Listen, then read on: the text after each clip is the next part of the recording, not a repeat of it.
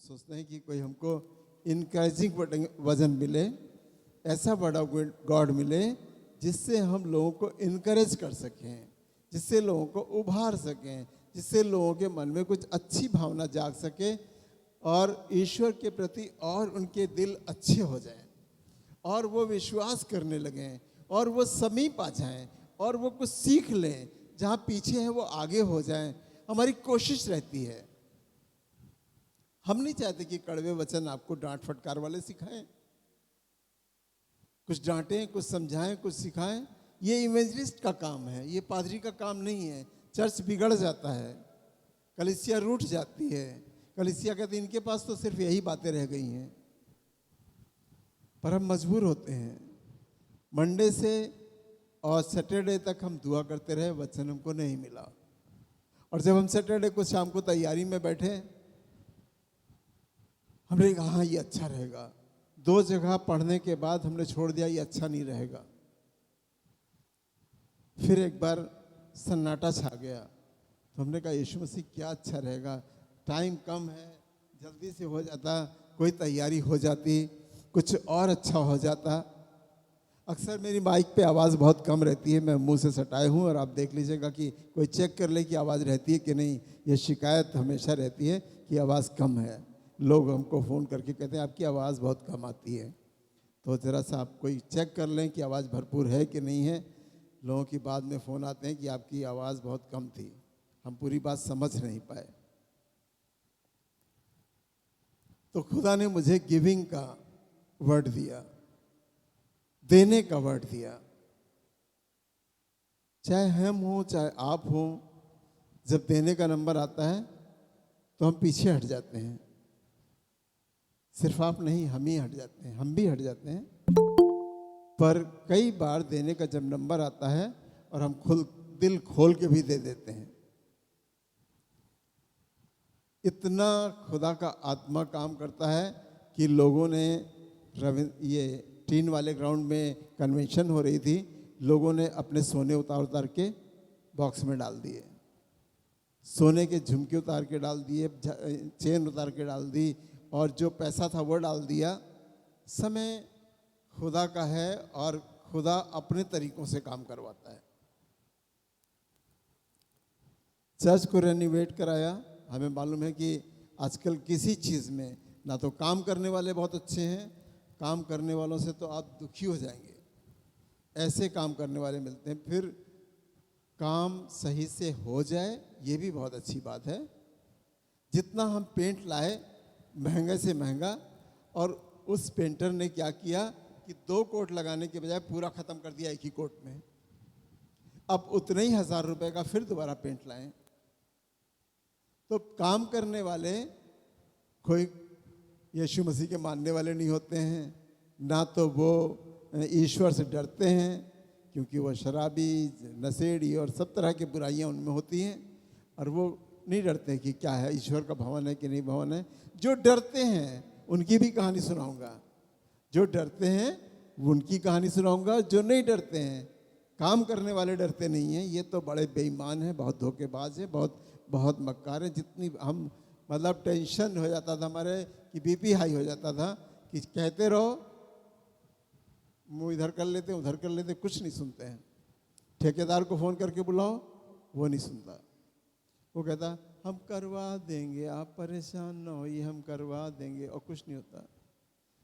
तो आज खुदा ने मुझे अलग अलग जगह से तैयारी करने के बाद यहाँ पे आके रोक दिया कि हम लोगों को सिखाएं, हम लोगों को बताएं, ताकि लोग ज़मीनी बातों को नहीं सीखते। उपवास रख लेते हैं और दुआ भी बहुत अच्छी कर लेते हैं, सुबह भी कर लेते हैं, शाम को भी कर लेते हैं, डैनियल की तरह भी कर लेते हैं, घुटने भी टेक लेते हैं, पर फिर भी ज़मीनी बातें नहीं सीखते। कि जो ज़मीनी बातें हमें खुदा सिखाता है, हमें नम्र और दीन होने के लिए बार बार बताता है, और बार बार हम अपनी दुआ में कहते हैं कि हमें नम्र बना, हमें दीन बना, हमें नम्र बना। जब नम्र बना देता है तो यीशु मसीह कहता है कि जो तुझसे दोहर मांगे तो क्या करे उसको, अपना कुर्ता भी दे दे।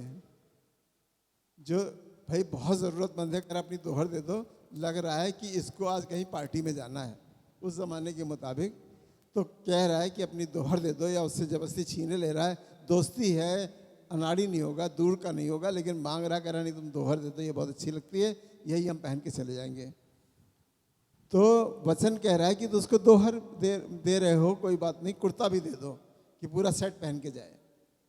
तो नम्र और दीन बनेंगे तभी तो ये कर पाएंगे, वरना कर क्या पाएंगे। मसीहत हमारे अंदर काम करेगी तभी तो हम कर पाएंगे, नहीं तो फिरौन की तरह हटीले हो जाएंगे।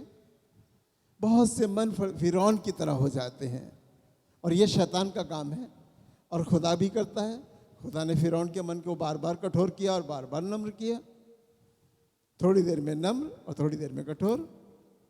तो नम्र हमेशा बने रहें, इसके लिए बहुत ज़रूरी है कि तभी हम छोटी सी जो आज्ञाएं हैं वहाँ से शुरू करें जीवन को। हम बड़ी बड़ी बातों में आगे निकल जाते हैं, अच्छी वर्शिप करा लेते हैं, अच्छा गीत करा लेते हैं, अच्छा कलाम बोल लेते हैं, हम सब चीज़ कर लेते हैं। मैं अपने जीवन की हकीकत को बताऊंगा तो आप कहोगे लो ये आप नहीं एग्जाम्पल देते रहते हैं। मैं इस रोड से जा रहा था, दिवाली का समय था, एक औरत रो रही थी, अकेले बैठी थी, और मैंने कहा कि ज़रूर है त्यौहार का समय और इसके पास कोई पैसा नहीं होगा, इसीलिए गरीबी के कारण रो रही है। तो मैंने सोचा कि बस एक काम करते हैं, कई बार हम चूक जाते हैं, हम एक काम करते हैं, मैं उस वहाँ तक जा रहा हूँ और बस वहाँ से लौटूंगा और ये यहीं बैठी होगी, मेरी जेब में जो है मैं उसको निकाल के दे दूँगा। और फिर मैंने रोका गाड़ी, आगे जाके रोकी, खुदा ने फिर मुझसे बातें की कि तू आगे ना जा, पहले इसकी सुन ले। फिर मैंने कहा कि बस अभी 5 ही मिनट तो लौट रहा हूँ। मैंने अपने ऊपर जोर चलाया और गया और उस चौराहे तक गया आगे, और उस काम को देखा और फिर वापस आया, और मैं ढूंढता रहा कि औरत कहाँ गई, वो औरत कहाँ गई। वो औरत नहीं थी, वो औरत नहीं थी। इंसान फाइनेंस से आज परेशान है। किसी से बात करो तो बहुत बड़ा आदमी कह रहा कि आप देख रहे हैं आने वाला 23वां साल इतना खराब होगा, जो अभी बदतर हालत चल रही इससे भी डाउन जाएगा, मार्केटिंग बिल्कुल बैठ जाएगी, सामान आदमी खरीदेगा नहीं, नमक जो तेज खाता है वो कम कर देगा, नमक खाना कम कर देगा, क्योंकि 3 महीने में नमक का पैसा 2 बार बढ़ा। 20 रुपये वाला नमक 24 का हुआ, 24 से 28। तो एक बात से एग्जाम्पल लीजिए कि महंगाई कितनी दूर जा रही है। आदमी नमक थोड़ा थोड़ा डाल के खाएगा कि बहुत थोड़ा सा डाल के खाएगा, कहेगा भैया थोड़ा सा डाल लो, थोड़ा कम खा लेंगे नमक। मैं महंगाई की बात कर रहा हूँ, लेकिन गिविंग की बात मेरे दिमाग में है, मेरे वचन में है। आइए निकालें लूका 6 अध्याय और 38 पद। यीशु मसीह ने अपने कलाम को शुरू किया, बहुतों को यीशु मसीह अपनी आत्मा सौंप दें, अपनी सामर्थ सौंप दें, अपनी शक्ति सौंप दें, अपने सारी चीज़ें सौंप दें कि जाओ तुम कोढ़ियों से कहोगे तो शुद्ध हो जाएंगे। पर उन्होंने पहले सिखाया कि पहले तुम इन बातों को सीखो। 6 अध्याय और 38 पद। दिया करो जी, तो तुम्हें भी दिया जाएगा। यीशु मसीह ने अपना प्रचार शुरू किया और कहा भीड़ से कि तुम दिया करो, दिया करो तो तुम्हें भी दिया जाएगा। लोग पूरा नाप दबा दबा कर और हिला हिला कर ये तो बता रहे हैं कि तुमको वापस कैसे मिलेगा। कठोर बात तो ये है और मुश्किल की बात तो ये है कि हमारा देने वाला मन नहीं, हमारे देने वाली इच्छा नहीं, हमारे अंदर देने वाला स्वभाव नहीं, हमारे अंदर आत्मा नहीं खुदा की जो हम दे सके। अगर आत्मा खुदा की है तो हम देना सीख सकते हैं। देना लेने से बहुत बढ़िया है। और रुके रहिए, देने के बाद क्या होता है? देने के बाद क्या है? वचन बताता है, यीशु मसीह ने कहा कि उसे भूल जाओ, फिर लेने की इच्छा मत रखो। कोविड में मैं जितना औकात वाला आदमी हूँ, उतनी औकात वाली चीज़ें या अपनी औकात वाले पैसे मैंने लोगों को दिए और मैं भूल गया। मैं उनसे वापस लेने की इस मुसीबत के समय में जो हमसे ये कह रहा है कि हमारे पापा ड्यूटी नहीं जा रहे हैं और हमारे घर में खाने को नहीं है, अंकल कुछ करिए। जो मुझसे बन पड़ा मैंने दे दिया। मैं खुश हो के, मैं इतना ग्लैड हो गया कि आज मेरे पास है कि मैं दे सकता हूँ इनके खाने के 1 महीने का इंतजाम कर सकता हूँ। मुझे इस काबिल खुदा ने बनाया और इनके पास है नहीं। देने का मतलब कि आप जो है बो रहे हैं, उस आदमी के पास थोड़ी बो रहे हैं, खुदा के पास बो रहे हैं। और आपको 100 गुना मिलने वाला है, मिलने वाला है। ये उम्मीद करके दीजिए कि मिलने वाला। जुबान डाल देता हूं तो भी जुबान खाली जाती है, पर अगर दोगे नहीं तो खुदा, मतलब एक आराधना है, एक प्रार्थना है देना। देना हमने बाइबल से और किताबों से बहुत देर तक टाइम बिताया और पढ़ के देखा तो देना, पैसा देना, फाइनेंस देना, दुआ तो सब भी कर देते हैं। हमसे कोई बुलाता है दुआ कर दो, कर दिया भैया, सूखी दुआ कर दिया। सूखी दुआ से नहीं मतलब होता है, मतलब यह कि उसकी नीड क्या है। हमने शायद पहले बताया होगा कि हमारा एक चर्च मेंबर हमें बहुत गालियां दे रहा था, बहुत गुस्सा कर रहा था। और एक लड़का था बहुत हमारे बहुत करीबी था, उसने हमको पूरी टेप दबाया और टेप करके पूरी बातें लाके सुना दी यहाँ पे बैठकर कि ये अंकल ये हाल है, देखिए आपको इतनी गालियाँ दे रहे हैं, इतनी बातें कह रहे हैं, आप इतनी मदद करते हैं, ये इतनी बातें कह रहे हैं। हमने कहा चलो अभी उनकी ऐसी तैसी, चलो अभी हम देखते मिलते हैं। तो मिसेस ने कहा नहीं नहीं, तुम नहीं बोलोगे, हम बोलेंगे। तुम चलोगे हमारे साथ और हम बोलेंगे। और गए उनके घर। जाने के बाद बैठे, मूड ठीक नहीं था उन लोगों का। उनके किचन में पहुंच गई। उन्होंने किचन में देखा, दाल के डिब्बे में दाल नहीं, चावल के डिब्बे में चावल नहीं, चीनी के डिब्बे में चीनी नहीं, पत्ती नहीं है, खाने का कोई सामान नहीं है। तो उनसे धीरे से कह दें कि अभी हम आते हैं, कहीं जाना है, अभी हम आते हैं। और हमसे कहने लगी चलो। हमने कहा चलो। अरे इनको कहने तुमसे कह रहे चलो। चले भैया, बंगला बाजार आए, एक बोरी राशन भरवाया, सब चीज़ें जितना ज़रूरत थी वो भरवा के ले जाके लाद के जाके उनके घर में दिया और 500 रुपये दिए कि लो भैया सब्जी ले लेना।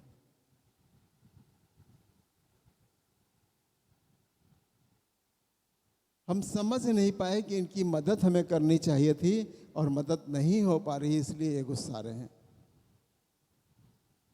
मदद नहीं हो पा रही है इसलिए गुस्सा रहे हैं। और उन्होंने समझ लिया कि करना क्या है। आज हमें अपनी जेब से, अपने पर्स खोल के इनकी ज़रूरतें, 2000 का राशन, जाओ भैया 1 महीने तक खाओ, 500 रुपये नगद लो, चाहे मीट लाओ चाहे मछली लाओ, दो तो तुम्हें दिया जाएगा। देना नहीं चाहते हम, अगर दें, ये बोना है और बोना सीखें। हम दशवांश देते हैं तो हम इसके बाद ये नहीं कि हम दशवांश देते तो हम छुटकारा पा गए। दशवांश देने से हम छुटकारा पा गए, बिल्कुल सही, आप अच्छा करते हैं, ये तो भलाई करते हैं, ये तो खुदा का हक है। ये दशवांश खुदा का हक है, वो आप देते हैं, चुकाते हैं, ऑफरिंग डालते हैं, बहुत अच्छी बात है। इसके बाद तीसरा एक काम है दान देना। हर समय चर्च को नहीं, ज़रूरतमंद को। कोई आपका पड़ोसी है, कोई आपका ज़रूरतमंद है, कोई और बीमार है। एक आदमी हमारी शॉप पे आया, कहने लगा कि ज़रा 4 बन दे दीजिए, ज़रा ये दे दीजिए, ज़रा वो दे दीजिए, वाला बिस्किट दे दीजिए। तो हमने कहा कि एक ही दिन में आप खा लेंगे, सब सड़ जाएगा। कहने लगे नहीं, एक औरत बैठी है, बहुत बेचारी गरीब है, रो रही है, तो कपड़े भी पूरे नहीं ठीक से पहने हैं, उसको दे दूंगा। आपके पास कोई कपड़े हो तो दे दीजिए, हम उसको दे दें। लेडीज़ है, आपके पास कोई कपड़े हैं, आपका घर पास में नहीं है, ले आइए 2-4 कपड़े, तो ज़रा सा ठंड में बैठी हुई है और उसको दे देते हैं। तो हम लोगों ने कहा घर तो हमारा पास में नहीं है, ये अच्छा कर रहे हैं कि आप खाने की चीज़ें दें। खाने की चीज़ें पाई और उसके बाद हमसे कहने लगे कि आप भी आके देख लीजिए कि दशा क्या उसकी। वो सब जितना खाने की चीज़ें पाई लेके चल दी। दोबारा हम देखने गए तो मिली नहीं हमको। फिलहाल देना अनिवार्य है, यीशु मसीह के तरीकों में है। अपना दीजिए, अपना दीजिए। प्रॉब्लम्स जब आपको देने का अवसर आता है और नहीं देते हैं तो प्रॉब्लम्स आपके सामने खड़ी होती हैं। आके प्रॉब्लम्स आपके सामने खड़ी होती हैं। डॉक्टर ले लेगा, चोर ले लेगा, कहीं धोखा हो जाएगा, कहीं कोई परेशानी आ जाएगी, कहीं कुछ हो जाएगी। आपके हाथ रोकने से ये सब बातें आती हैं। मैं डॉक्टर को पैसा हरगिज़ नहीं देता हूँ। मैं डॉक्टर को दवाइयों पे बहुत कम खर्चा करता हूँ। मैं दुआओं से ज़्यादा करता हूँ, हर्बल से ज़्यादा करता हूँ, अपनी चीज़ों से, कोशिशों से ज़्यादा करता हूँ। और मैं डॉक्टर को पैसा नहीं देता। मैं कहता हूँ इससे अच्छा तो मैं इसमें डाल दूंगा, मैं वो कर दूंगा, मैं ये कर दूंगा। मैं डॉक्टर्स को नहीं देता हूँ। और बीमारी आपका घर घेरे रहती है क्योंकि आप खुलकर देना नहीं जानते। हमने मेन चर्च से सीखा है, मेन चर्च में देखा है, हमारी आंखें खुल जाती हैं। हमारे मन सन 91 से तैयार हुए वहाँ पे कि कैसे ये लोग कर देते हैं। एक लड़की आके खड़ी हुई, अंकल मैं कुछ गवाही देना चाहती हूँ। मेरी नौकरी लग गई और मेरा ये हो गया, मेरे ये हो गया और बहुत अच्छी नौकरी मिली, जो दुआ कर रहे थे बिल्कुल वैसे ही मिली है और ये बहुत अच्छी बात है। मैंने तय किया है कि पहली सैलरी मैं चर्च में दूंगी, आपको दूंगी अंकल। और पहली सैलरी उठा के दे दी। हमने सीखा है। प्रशांत ने पहली सैलरी अपने चर्च में दे दी। हमने सीखा है। बहुतों ने सीखा नहीं है, सीखते नहीं हैं, सिखाया नहीं गया है। मुझे याद है प्रशांत ने अपनी पहली सैलरी चर्च में दे दी। पहली सैलरी मिली है, इसमें ये करना है, उसमें वो करना है, इसमें ये करना है, सपने सजाने लगते हैं ना। एक सैलरी से अगर आपने खुदा के दान में डाल दिया या दे दिया तो आपको खुदा बहुत दूर तक आपका ख्याल रखेगा। दिल देखता है खुदा। कितनों ने आके नौकरी मांगी यहाँ पे और नौकरी मांगने के बाद नौकरी लग गई, चाहे वो 10,000 की लगी हो चाहे 50,000 की लगी हो। उन्होंने खुदा को क्या दिया हमको नहीं जानते, खुदा जानता है, वो जानते हैं। पर इसका मतलब ये है कि देने वाला दिल नहीं है। और प्रॉब्लम आपके पास नित्य प्रति आती रहती है कुछ कुछ छोड़ छोड़ के बाद। मैं बताऊंगा बाइबल से कि व्याधि कैसे आती है, प्रॉब्लम कैसे आती है, व्याधि कैसे आती है। जब तक आप अपने खुदा के हक के बराबर, जो उसके खुदा की डिमांड है, खुदा के मन की बात है, खुदा की सोच है कि आपको ऐसा करना चाहिए था लेकिन आपने ऐसा नहीं किया, वो चीज़ें लौट लौट के आपको परेशान करती रहेंगी। बीमारी घर में घुसना सबसे बड़ी प्रॉब्लम है। और ये सिर्फ यही है कि हम पूरा फाइनेंस हड़प करके रखते हैं, रोक के रखते हैं और खुदा के घर में ज़रूरत हो तो अभी नहीं देते हैं। एक आदमी रिटायर हुआ और रिटायर होने के बाद उसने रिटायरमेंट का 40 लाख रुपए मिलने का 10वां अंश लाके चर्च में दे दिया। बड़ी हिम्मत की बात है, आसान बात नहीं है, बड़ी हिम्मत की बात है। लिखा है भाई, मैं थोड़े में दयानतदार, थोड़े वालों को बोल रहा हूँ जो बिल्कुल 500 रुपये सैलरी पाते हैं। थोड़े में दयानतदार रहो, थोड़े में। हमारे यहाँ सिखाया जा रहा था, हमारे यहाँ सुनाया जा रहा था, हमारे यहाँ बताया जा रहा था कि जो बच्चों को जो ट्रेनिंग में आते हैं उनको मिलती है वो क्या कहते हैं, कुछ पैसे मिलते हैं उनको, 500 रुपये 1000 रुपये हर महीने दिए जाते हैं। और इस बात को चेक किया जाता है, उनके पीछे लगा के चेक किया जाता है कि इसने किया क्या, इस पैसे का चेक किया जाता है। और क्या करते हैं, जो अक्लमंद होते हैं फौरन लिफाफा ढूंढते हैं और 1000 का 100 रुपये ला के टोनी भैया के हाथ देते, भैया ये ठाइत है आपकी। वो ऊपर से नीचे देखते हैं, मुस्कुराते हैं, बेटा एक दिन बहुत बड़ा पादरी बनेगा तू। और कुछ लोगों ने कहा कि अरे नहीं, मुझे तो अभी वापस बरेली जाना था और मुझे तो किराया लग जाएगा, तो मुझे तो ये क्रिसमस टाइम में। सबको हमने सीखा है मेज सर से, जो सिखाया गया है, जो चीज़ें अच्छी हैं उनको हमने लिया है, छोड़ा नहीं है, लिया है। देने में दयानतदार रहो तो तुम्हें बहुत दिया जाएगा। अगर थोड़े में दयानतदार नहीं रहोगे तो बहुत तुम्हें 2000 की, अभी 2000 की तो सैलरी है तो घर का ही खर्चा नहीं पूरा होता तो क्यों दे दें?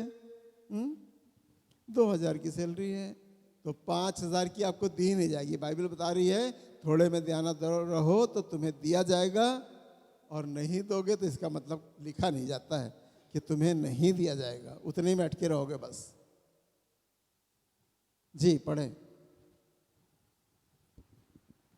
मैं ये वचन प्रचार करना नहीं चाहता क्योंकि मुझे लगता है कि आप सोचोगे कि ले ये तो पैसे की बात है, लेकिन हाँ, अगर आप पैसे की बातों से शुरू नहीं कर रहे तो जीवन आपका मसीह में शुरू नहीं हो रहा है, आप वहीं के वहीं अटके हुए हैं। जी, दिया करो तो तुम्हें भी दिया जाएगा। दिया करो तब तुम्हें दिया जाएगा, अगर दोगे नहीं तो तुम्हें दिया नहीं जाएगा। खुदा आसमान के झरोखे खोलने वाला नहीं है। ऐसे कर लो, जमा कर लो, बैंक बना लो, कुछ भी कर लो। जी, लोग पूरा नाप दबा दबा कर और हिला हिला कर और उभरता हुआ ये बाइबल की तुम्हारी बातें गोद हैं। में डालेंगे। ये बाइबल की बातें हैं, मेरे मन की बातें नहीं हैं। मन की बात तो मोदी जी करते हैं, हम नहीं मन की बात करते हैं। मन की बात हम तो बाइबल की बातें करते हैं, बाइबल की बातें करते हैं। तुम्हारी गोद में हिला हिला कर डालेंगे। वफादार रहो तो वफादारी खुदा करेगा आपके साथ। जी, क्योंकि जिस नाप से तुम नापते हो, जिस नाप से, नापने का मतलब क्या हुआ? ये थोड़ी कह रहा हूँ कि मैं ले आओ वो दूध नापने वाला लीटर, उस नाप से नापो। मैं ये नहीं कह रहा हूँ, वचन ये नहीं कह रहा है। जिस नाप से तुम नापते हो, तुम्हारे ब्रेन में क्या चल रहा है? अरे 100 रुपये तो देना दे देंगे, छोड़ दो हटो, 500 रुपये दे देंगे, आपकी क्रिसमस का प्रोग्राम हो जाएगा, क्या करना हमको है? जिस नाप से तुम नापते हो उसी नाप से तुम्हारे लिए नापा जाएगा। तुम्हारी नाप तौल कैसी है? ब्रेन कैसा है? जैसे ब्रेन है वैसे दिल है, जैसे इच्छा है वैसे तुम नापते हो, तुम्हें भी वैसे ही नापा जाएगा। कम नापोगे कम नापा जाएगा तुम्हारे लिए। जी,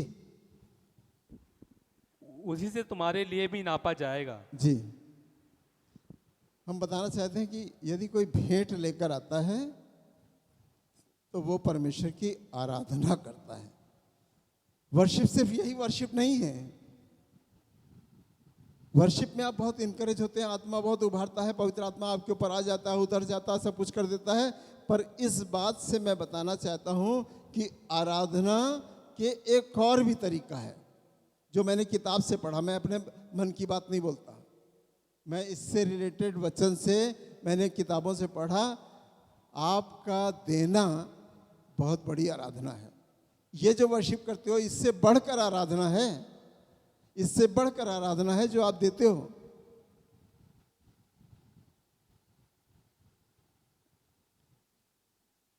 आराधना के भी बहुत से तरीके हैं।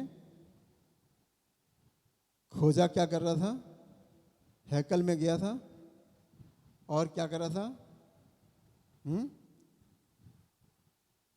क्या कर रहा था भाई? यरूशलेम को गया था, क्या कर रहा था? आराधना करने गया था ना। उसने आराधना जैसे उसको आती थी, जो तरीके थे उसको फॉलो किया। आराधना के सारे तरीकों को फॉलो किया, खुदा उससे खुश हुआ। अभी खुदा की खुशी लग रहा आधी थी, मुंह की आराधना से खुदा की खुशी आधी थी। पर उसने अपने यहाँ थैलों से निकालकर चांदी, सोना, रुपया, पैसा जो कुछ था सब चढ़ा दिया, सब चढ़ा दिया। तब खुदा ने देखा होगा, जैसे लिखा है उस तरह से, जब खुदा ने देखा होगा कि आराधना तो तुमने बहुत अच्छी करी, और झोले में जो लाए थे, जो वॉलेट में लाए थे, वो तो वापस लेके जा रहे हो। उसने सब कुछ चढ़ा दिया और अपने रथ पे बैठा जाने लगा। खुदा ने कहा ये आदमी धर्मी आदमी है, इसने मेरे मन के माफिक किया है, जैसा मेरा मन चाहता है वैसा इसने किया है। फिलिप्पुस दौड़ के जाओ, इसको बपतिस्मा दो ताकि ये उद्धार पा जाए। स्वर्गदूत भेजा गया और फिलिप्पुस से बातें की, तुम वहां चले जाओ और चले जाओ, जाकर उसको बपतिस्मा दे दो ताकि ये उद्धार पा जाए और अब ये स्वर्ग के राज का वारिस हो जाए। आराधना कंप्लीट होने के बाद ही भेजा। जब चलने लगा, जब तक झोला नहीं खोल रहा था, लग रहा था आराधना अधूरी है। पर वो आदमी उद्धार पा गया। एक आदमी बहुत भूखा था। कौन? और दुआ कर रहा था, और शामौन चमड़े का एक काम करने वाले के घर पे पाहुन था।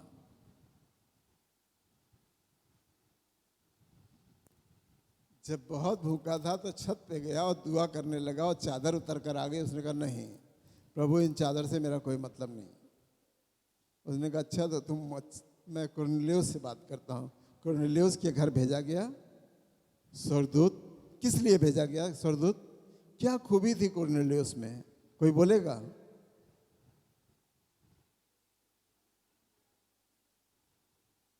बहुत दान देता था, और यहूदी नहीं था शायद, वो यीशु मसीह का मानने वाला नहीं था, पर वो डरता था कि यह परमेश्वर सच्चा है। हम यरूशलेम में बहुत दान देता था, बहुत अच्छे काम करता था, और बहुत खुशी से करता था। मैं तो देखता हूं कि मसीहों से ज़्यादा हमें बाहर लोग अच्छे दिखाई देते हैं। बाहर भी लोग अच्छे बहुत दिखाई देते हैं। हम टाइल्स लेने गए, और उससे हमने बताया, भैया ये टाइल्स ये रेट है। उसने कहा कि ये 380 रुपये।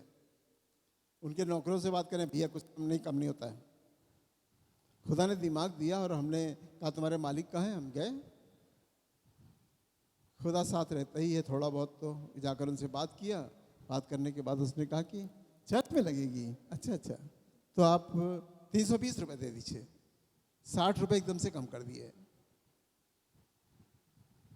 3 चीज़ों में ऐसा हुआ है, क्योंकि हम कह रहे हैं इन्हीं पैसों में पूरा काम हो जाए। यीशु मसीह, हम रोज दुआ करें इसी पैसे में पूरा काम हो जाए, इसी पैसे में पूरा काम हो जाए। हमने चिकन की बात करी, और उसने कहा, ना तो आपसे प्रॉफिट लूंगा और ना कोई कन्वेंस लूंगा, और जिस रेट मेरा फॉर्म से आता है उस रेट हम आपको देंगे। चर्च का काम है ना। अब तीसरे काम नहीं बताएंगे, बताते जाएंगे। तो हम कह रहे हैं बाहर भी बहुत अच्छे लोग हैं, यीशु मसीह को तो नहीं जानते, पर चर्च को जानते हैं, जहाँ यीशु मसीह वास करता है, जहाँ यीशु मसीह वास करता है।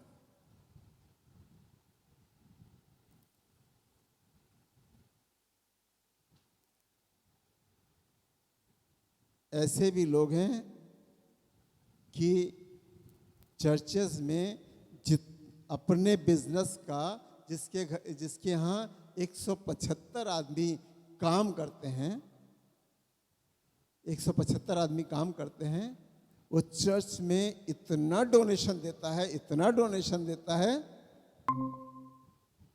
जबकि पिछली वाले देवी देवता उसके अंगेस्ट बहुत रहते हैं। उसकी लड़की या बहन एक्सीडेंट में तुरंत मर गई, तो अभी उसने चर्च का पीछा नहीं छोड़ा, और चर्च में आज तक भरपूर डोनेशन देता है। मेन चर्च को बहुत पैसा देता है, बहुत पैसा देता है, लाखों रुपए देता है। और जो चीज़ तैयार करके, अभी उसने एक शीशे का कुछ बनाया है जिसमें जीसस मेरी ये फोटो बनाई है, और वो जितना उसको कमाता है वो पूरा पैसा उन्हीं को देता है। तभी तो 175 लोग काम कर रहे हैं, बड़ी बड़ी फैक्ट्रीज चल रही हैं। हम नॉन क्रिश्चियंस की बात करें तो उन्होंने अपने लिए साधु संत, अपने लिए ईश्वर ऐसे बैठा रखे हैं कि बिजनेस बढ़ाने के लिए वो दिन रात अपने तंत्र मंत्र, जादू टोना जो भी करते हैं वो करते ही रहते हैं कि उनका बिजनेस बढ़ जाए। उनके लिए सोना चढ़ाते हैं, उनके मंदिरों में सोना चढ़ता है।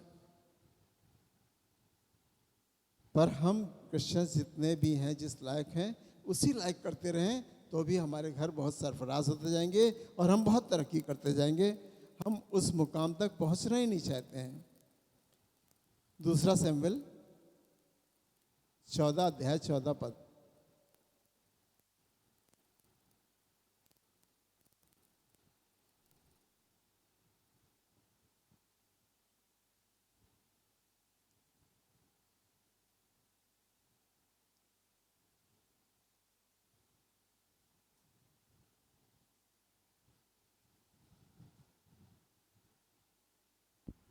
जब दान दोगे तो तुम्हारे घर से सारे रोगों को दूर करूंगा, सारी बुराइयों को दूर करूंगा, सारी दुष्ट आत्माओं को दूर करूंगा, सारी कमजोरियों को दूर करेंगे।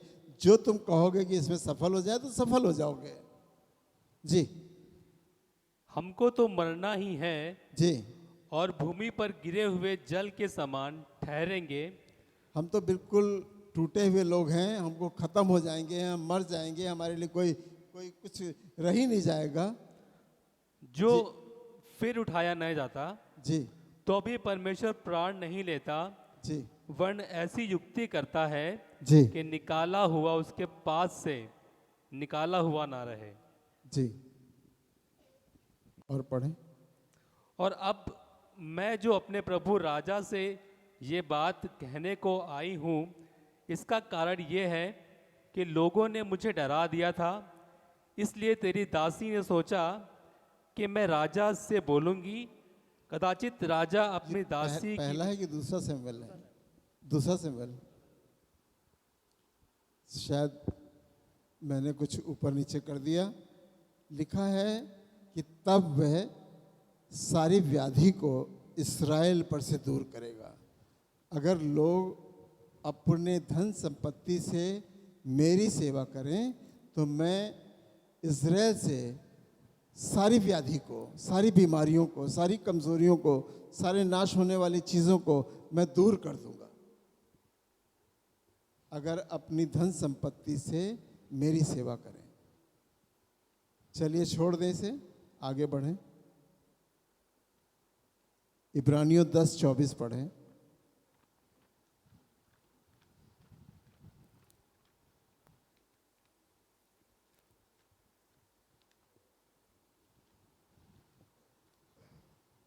दाऊद ने, जब ये बात हुई, मैं बता रहा हूँ आपको जिक्र, जब ये व्याधियों को दूर करने की बात कही, तब दाऊद के पास पैसा आया और चीज़ें आई, चांदी आया, सोना आया, चीज़ें आई। तब उसने एक वेदी बनाई। अभी वेदी बनाने के लिए फाइनेंस नहीं है, वेदी बनाने के लिए कुर्बानी की चीज़ें नहीं है, अभी बहुत सी चीज़ें नहीं हैं, जो जो आवश्यकताएं हैं वो पूरी नहीं हो पा रही हैं। जब ये बात खुदा ने करी तब जाकर पैसा आया और दाऊद ने वहाँ पे वेदी बनाई। बताना ये चाह रहे थे लेकिन वो शायद इधर उधर ऊपर नीचे हो गया कुछ। इब्रानियों 10:24। और प्रेम और भले कामों में उकसाने के लिए एक दूसरे की चिंता किया करें। प्रेम और भले कामों में, प्रेम तो आप जितना करते हैं हमको मालूम है, आपको भी मालूम है हम कितना आपसे प्रेम करते हैं, आप कितना हमसे प्रेम करते हैं। शायद आपके मन में करेले के बीज हैं, हम तो करेले के बीज बहुत खाते हैं, और करेले का कड़वा, जितने पदार्थ होते हैं आजकल आयुर्वेदिक खा रहे हैं, शुगर कंट्रोल है, तो आयुर्वेदिक से शुगर 117 आ गई है, तो सब कड़वे पदार्थ खा रहे हैं। लेकिन आपके मन में अगर कड़वाहट है तो कड़वाहट से फिर आप फलवंत नहीं हो सकते। कड़वाहट, मैं जो पेट में अंदर कड़वाहट खाते खाली मुंह तक रहती है, उसके बाद फिर मालूम नहीं होती कड़वाहट होती कैसी है? मन की कड़वाहट बड़ी खराब चीज़ है जो आपके लिए प्रॉब्लम करती है। पेट की कड़वाहट जो चली गई अंदर वो संडास में निकल जाती है, वो नहीं करती है। ऐसे ही बाइबल इसी तरह की बातें सिखाती है हमको। जी। और एक दूसरे के साथ इकट्ठा होना ना छोड़ें। इकट्ठा तो हम लोग हो रहे हैं। जी। जैसे कि कितनों की रीति है, जी। पर एक दूसरे को समझाते रहें। एक दूसरे को, भैया देखो चर्च का काम है, ज़रूर से आ जाना है, एक दूसरे को समझा, तुम भी आ जाना, हम भी आ जाएंगे, देखो यार बहुत काम है। कुछ भी बात समझाइए, अच्छी बात समझाइए, एक दूसरे को समझाते हैं क्या? इसमें हम पीछे बहुत, इसमें हम बहुत पीछे हैं, एक दूसरे को समझाते नहीं, कोई किसी को समझाता नहीं। अगर समझाएं तो आदमी समझ जाएगा। जी। और ज्यों ज्यों उस दिन को निकट आते देखो, त्यों त्यों और भी अधिक ये किया करो। ये किया करो, ये मैं कितनी कितनी चीज़ें लिखी हैं पहले जो सुनाई गई हैं आपको, ये किया करो, ये में बहुत सी चीज़ें हैं। आइए सबोपदेशक चलें 12 और 13। मैं बहुत प्रेशर नहीं दे रहा हूँ, मैं बहुत समझा रहा हूँ, बहुत हल्के में बता, आप ले लीजिए इसको। अगर आप देंगे नहीं, सिर्फ दसवां अंश ही तो एक आदत में बन गए हैं, हम देते हैं। बहुत लोग ये भी नहीं देते हैं, जो नहीं देते हैं वो तो खुदाई का सामना करेंगे, जीवते परमेश्वर का सामना करेंगे। हम कहते हैं कि अगर मेरी जुबान से जहाँ जहाँ निकल गया कि तुम जीवते परमेश्वर का सामना करोगे, उसने कहा आप ऐसा ना बोलिए मेरे लिए। हमने कहा जो निकल गया सो निकल गया, तुम जीवते परमेश्वर का सामना करोगे, क्योंकि हम कोड़ रहे हैं आपके कारण, आपकी कमियों के कारण हम कोड़ रहे हैं, तो तुम जीवते परमेश्वर का सामना करोगे। तो जीवते परमेश्वर का सामना करना बहुत कठिन है। जी सब कुछ सुना गया, जी सब कुछ सुना गया। अंत की बात यह है इतना वचन सुना दिया, अब सब कुछ सुना गया, अब अंत की बात यह है कि परमेश्वर का भय मान, परमेश्वर का भय मान है। जो जो वायदे तुमने किए थे क्या पूरे किए?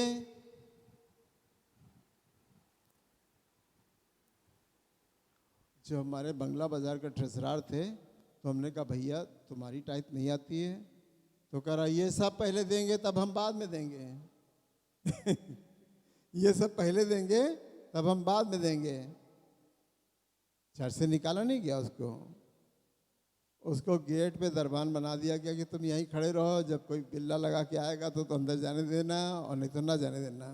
तुम वहीं के वहीं रह गए। ट्रेजरार होने के बाद बंगला बाजार में, इतना अच्छे चर्च में ट्रेजरार होने के बाद, पूरा पैसा रखने के बाद, और ये कह रहे हो कि भैया जब सब देंगे तब हम देंगे। सबसे बाद में तुम ट्रेजरार सबसे लास्ट में देगा। अरे पहले पादरी देगा, फिर लीडर देगा, फिर डीकन देगा, फिर इसके बाद ट्रेजरार भी देगा, सब अपना दशमांश देंगे। नहीं कह रहे पहले सब दे देंगे तब। तो खुदा ने क्या कहा? ठीक है बेटा, इसको भी बनाए रखो, मतलब ये पेड़ भी ना काटा जाए, वो भी काटा ना जाए, फलवंत हो तो देखा जाएगा, पड़े रहने दो। तो इनको क्या करो, गेट पे लगा दो डंडा लेके, और आज तक डंडा ही लेके लगे हैं।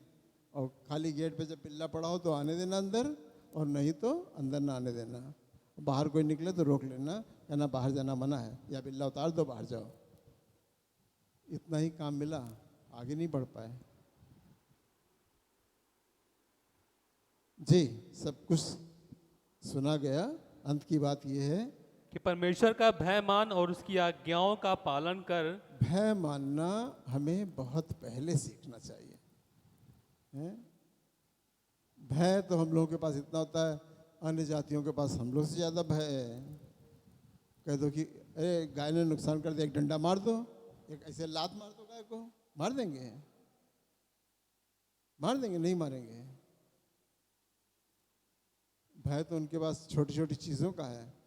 भय इतना है कि रुपया गिर जाता तो 10 बार भय, ये भय पर डर है ना, रुपये का डर है कि भगवान का डर है? हम लोग तो डर, हम लोग भय, हमारे अंदर जो है ईश्वरी भय है, ईश्वरी भय। और ईश्वर भय अच्छी बातों को उत्पन्न करता है, बुरी बातों को नहीं उत्पन्न करता, अच्छी बातों को उत्पन्न। अंत की बात यह है कि परमेश्वर का भय मानना। परमेश्वर का भय मानेंगे तो जिंदगी बहुत अच्छी चलेगी। परमेश्वर का भय नहीं मानना है तो कुछ भी नहीं होगा। भय मानने का मतलब तरह तरह से आप सोचिए। आज चर्च में सफाई हो रही है, चलो भैया यार हम भी लग जाएं, या थोड़ा हम भी करा लेंगे, तो ये परमेश्वर का भय है। ये परमेश्वर डरते हैं। परमेश्वर कहते तुम घर में बैठे हो, वहाँ सफाई हो रही है, अच्छा तुम्हारी ड्यूटी थी कि तुम पहुँच जाते। परमेश्वर का भय मानने का मतलब, जब मेन चर्च या नवाबगंज में काम शुरू होता है तो पेंटर नहीं बुलाए जाते हैं। सबसे कहते हैं कि सबसे रफ वाली जीन्स पहन के आना, और सारा पेंट 40 लोगों की टीम बस लेकर जाएगी, 40 लोग पेंट करेंगे, और 40 लोग। श्रमदान भी भय के कारण होता है। सरदारों में देख लीजिए, कार सेवा होती है, कार सेवा। अभी अयोध्या मंदिर बन रहा था तो कार सेवा हो रही थी, तो हम समझ नहीं पाते कार सेवा क्या। हमने कहा हमारा भाई ड्राइवर है, उसमें लगा दीजिए कार चलाने के लिए। हमको क्या मालूम क्या कार सेवा क्या होती है। हमने कहा 10-20 हज़ार रुपये मिलेंगे यहाँ से, अयोध्या जाओ, इनको नेता को लेके वहाँ जाओ, कार सेवा हो रही भाई, जाओ वहाँ भी उनको लेके जाओ। कार सेवा मतलब ये कि ईंटा उठा उठा के दीजिए, मिस्त्री काम कर रहा है, ईंटा उठा उठा के दीजिए, बालू बना के दीजिए, मसाला बना के दीजिए। हमने बताया था पड़ोसी हमारा वहाँ पूरा काम निक्कर पहन के, बहुत अमीर आदमी, बार है उसका वहाँ फिनिक्स के सामने, और बहुत अमीर आदमी है, और वो दिन भर मंदिर में, और मैनेजर काम कर रहे हैं वहाँ, चिंता नहीं कि वहाँ क्या हो रहा है, पूरा काम मंदिर में कर रहा है। कार सेवा है। ये भय मानते हैं परमेश्वर का, ये चाहते हैं कि हम और धनाष्ट हो जाएं, हम और धनी हो जाएं, तो खुदा का काम करेंगे तो भैया अमीर हो गए। खुदा किसी को महरूम नहीं रखेगा। अगर आज आपके पास जो है वो कल नहीं होगा, उससे बढ़कर होगा। जो आज आपने पाया है ये यही लिमिट नहीं है। खुदा की लिमिट बहुत अनलिमिटेड है, और वो जो चाहे, जिसको चाहे, जैसा चाहे वैसे दे देता है। वो अपनी आसमान के झरोके कैसे खोल देगा आपके लिए। सिर्फ पैसे की बात नहीं कर रहा हूँ, तरक्की की बात कर रहा हूँ, उन्नति की बात कर रहा हूँ, चीज़ें डेवलप करने की बात कर रहा हूँ। घर अच्छा हो जाए, बच्चे अच्छे निकल जाएं। नहीं तो बच्चों की कहानी क्या है, बहुत से बच्चे हमारे एबीसी में तो बच्चे बिगड़ते नहीं हैं। एबीसी में आने के बाद हम दूसरी कलीसियाओं के नाम नहीं ले रहे, बिना नाम लिए बोल रहे हैं कि सब बिगड़े होते हैं। बाहर निकलिए तो मैं दिखा दूंगा आपको, कहीं उसकी दुकान पे खड़े हैं तो कहीं उसकी दुकान पे खड़े हैं, कहीं चाट मसाला खा रहे हैं चाट मसाला फाँक रहे हैं। तो ये सब दूसरी कलीसियाओं में पाया जाता है, पर अपनी कलीसियाओं में नहीं पाया जाता है, क्योंकि बच्चे हमारे बहुत अच्छे हैं। बच्चों से ही सब कुछ चल रहा है। नई जनरेशन, पुरानी जनरेशन ज़िद्दी हो सकती है, हटीली हो सकती है, क्योंकि बचपन से सीखा नहीं। अगर इनको बचपन से न सीखा होता तो पहली सैलरी उठाकर चर्च को ना दे देते। ये हमने सुना था, ये हमने सीखा था, ये हमने, नहीं तो मैंने भी अपने ज़माने में जब 84 में नौकरी की थी, मुझे नहीं मालूम था कि अपनी सैलरी पूरी उठा के दे देनी पड़ती है। तो खुदा बहुत दिनों तक तुम्हारी जो 5,500 मिल रही ना, इसी में तुमको लालच आ रही, तो 65,000 कैसे मिलेगी। तो मैंने अपनी सैलरी नहीं दी, क्योंकि मैंने सीखा ही नहीं था। जब इन्होंने सुना, जब इन्होंने सीखा, तब अपनी पहली सैलरी उठाकर चर्च को दे दी। जो संस्कार आते हैं फैमिली से, वो आगे तक चलते हैं। पैसा देना बहुत दर्द का काम है। पैसा देना, जिसके पास इच्छा होती है, और कुड़ के देना, या दबाव में देना, या किसी और प्रेशर से देना, या अंकल ने आज बोला है तो भैया मजबूरी है देना, ये मत करिए। मजबूरी से मत दीजिए।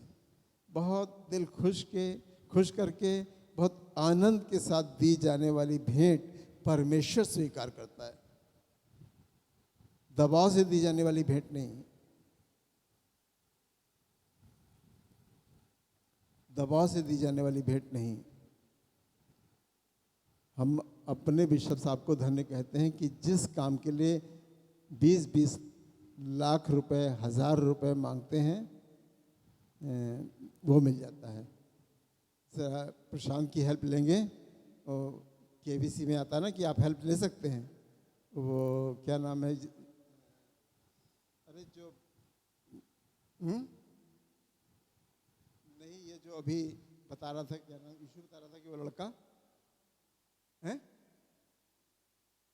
मार्टिन, हाँ बॉबी मार्टिन। अचानक भेज दिया गया कि जाओ तुम पादरी का काम उस जगह पे करो। किस जगह पे? पुणे में। पुणे में पादरी का काम करो।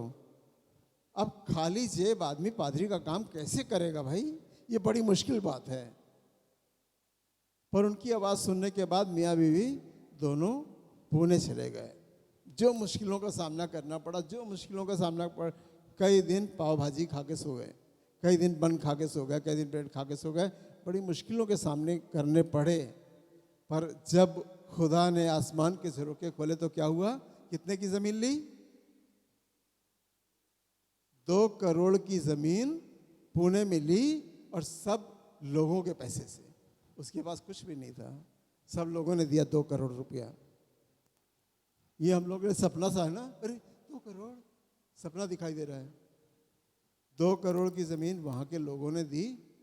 और अब जो आर्किटेक्ट बुलाया गया, उससे बात की गई, तो उसने कहा कि 7 लाख रुपए मेरी फीस है, तब मैं आगे आपको बताऊंगा कि कैसे कैसे बनाऊंगा इसको, चर्च को कैसे बनाऊंगा। 7 लाख रुपए फीस। और बनेगा कितने में बिल्डिंग?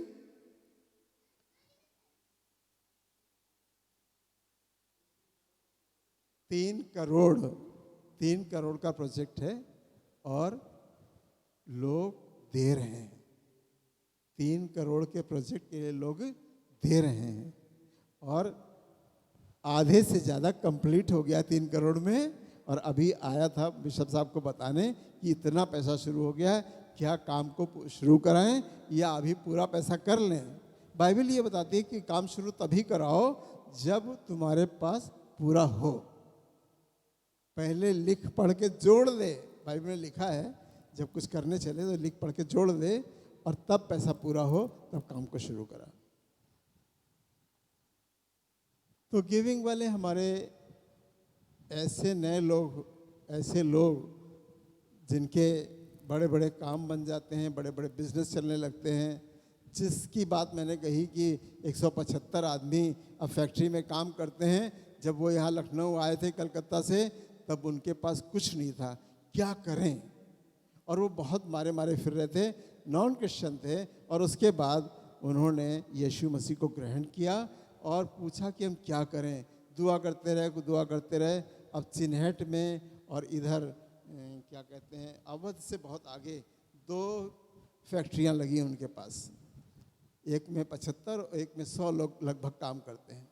लॉकडाउन में उन्होंने सैलरी ऐसे देते रहे, फ्री में देते रहे। इतना पैसे खुदा ने उनको दिए। आज वो करोड़पति इसलिए हो गए और अब देने में सबसे आगे। अभी हमारी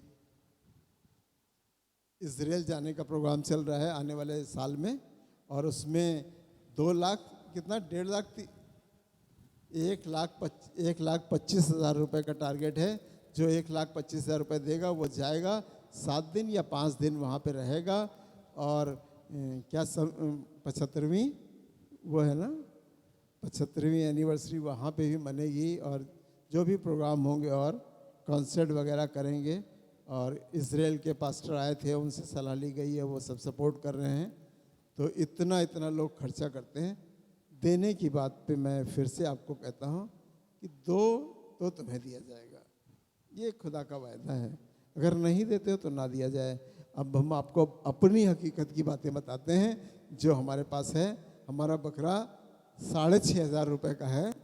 कोई बकरे का पैसा देने के लिए चाहता है तो अपना हाथ खड़ा करे। 6,500 रुपये में एक बकरा आ जाएगा। चीज़ें तो यहाँ हमने बना ली, सबको लगा दिया। अब एनिवर्सरी के लंच का इंतजाम के लिए मुझे फाइनेंस की ज़रूरत है। 6,500 रुपये का बकरा। ऑनलाइन वाले भी सुनते हैं हमारे पास, इनके पास भेजने का कोई तरीका होगा ज़रूर। और ज़रूर है कि ऑनलाइन वालों ने शिफा पाई है, खुदा को जाना है, यीशु मसीह को जाना है। कोई 6,500 रुपये दे, ताकि गिनती में तो सामान मेरे पास बहुत सी चीज़ें हैं जो लेनी है। 2 तो तुम्हें दिया जाएगा। मुझे मालूम है कि इनकी दुकान बिल्कुल नहीं चल रही है, बिल्कुल गरीबी है और हालात बदतर हैं, नीचे हैं। लेकिन अभी जो दुकान ली वो नई जगह पे है, कुछ नहीं चल रही है, पर 2 तो तुम्हें दिया जाएगा। खुदा तुम्हें आशीष दे और ज़रूर खुदा तुम्हारे लिए बंद दरवाजे खोलेगा।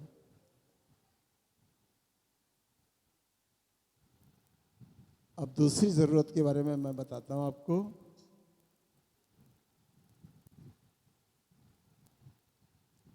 दो हज़ार रुपये अगर कोई देना चाहता है तो 6 लोग चाहिए मुझे जो 2,000 रुपये दें, जिसमें बावर्ची है, मसाले हैं और चिकन है, और भी जो खाने पीने का जो भी इंतज़ाम है। भाई सब चीज़ों को बयान नहीं करेंगे। 1 2 3 4 5 6 7 6 से 7 हो गया, 8 9 9 लोग हैं।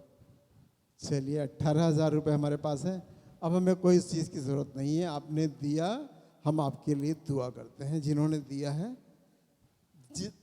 खुदा का कलाम कहता है जितने आप लायक हो, ऐसा नहीं कि मजबूरी से दो, कुढ़ के दो, दुखी हो के दो, परेशान हो के दो, ऐसा नहीं। आपने आनंद से दिया है ना, और खुदा आपको आनंद के साथ देगा। मैं आपके लिए दुआ करता हूँ। प्रभु यीशु मसीह, हम धन्यवाद करते हैं, तूने हमसे ये कलाम बुलवाया। मैं बोलना नहीं चाहता था कि देने पे कलाम बोलूं, पर तूने बुलवाया, और आज लोगों के हृदय फिरौन नहीं, फिरौन से अच्छे हो गए हैं और नम्र हो गए हैं, दीन हो गए हैं। और इन्होंने 2-2 हज़ार रुपये जिन्होंने देने का वायदा किया और जिन्होंने 6,500 रुपये देने का वायदा किया, इन सबों को तेरे खेमे में खड़े होते हैं, करते हैं और कहते हैं कि तेरे लहू के बाड़े में छिपा के रख, ताकि इनकी कोई भी ज़रूरतें जब आती हैं, वक्त आता है, तो तेरे गैब के खजाने से पूरा हो, और ये आसमान की बादशाहत में दिखाई दें, कि ये आसमान की बादशाहत में भी दाखिल होने लायक बन सकें।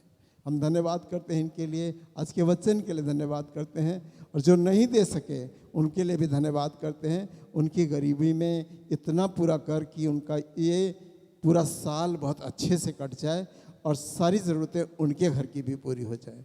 यीशु मसीह नासरी के नाम में, आमीन।